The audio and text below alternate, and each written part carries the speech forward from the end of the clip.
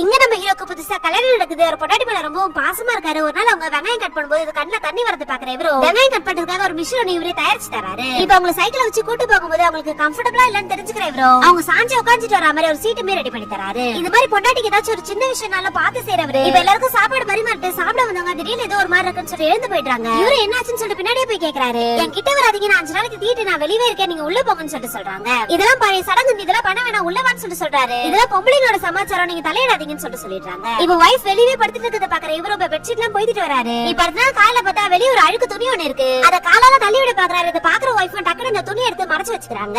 அந்த துணி அவ்வளவு அழுக்கா இருக்கு, அது எதுக்கு எடுக்கறேன்னு சொல்லிட்டு கேக்குறாரு. இதெல்லாம் லேடி சமாச்சாரம் உங்களுக்கு புரியாதுன்னு சொல்லிட்டு சொல்றாங்க. அப்பதான் அவருக்கு அது பீரியட்ஸ்க்காக யூஸ் பண்றாங்கன்றது புரிய வருது. என் சைக்கிள் கூட அந்த துணியை வச்சு துடைக்க மாட்டேன், அத போய் யூஸ் பண்றேன்னு சொல்லிட்டு ஃபீல் பண்ணி இப்ப வைஃப்காக மெடிக்கல்ல போயிட்டு பேட் வாங்கிட்டு எவ்வளவுன்னு சொல்லிட்டு கேட்டா 55 ரூபாய் சொல்றாங்க. என்னைய தங்க வேலை சொல்றேன்னு சொல்லிட்டு கையில பார்த்தா 30 ரூபாய் தான் இருக்கும். இப்ப அந்த சைட் போயிட்டு இருக்க இவரோட ஃப்ரெண்ட் கிட்ட இருந்து மீதி காசு வாங்கி அப்படியே அந்த பேட் வாங்கிட்டு போய் வைஃப் கிட்ட கொடுத்தா ஸ்டார்டிங் பாக்குறவங்க அதை பார்த்து சந்தோஷப்படுறாங்க. அதுக்கப்புறம் விலைய பார்த்து இவ்வளவு விலை கொடுத்து நான் இதை வாங்கி யூஸ் பண்ணா உன் சம்பளமே பத்தாதுன்னு சொல்லிட்டு சொல்றாங்க.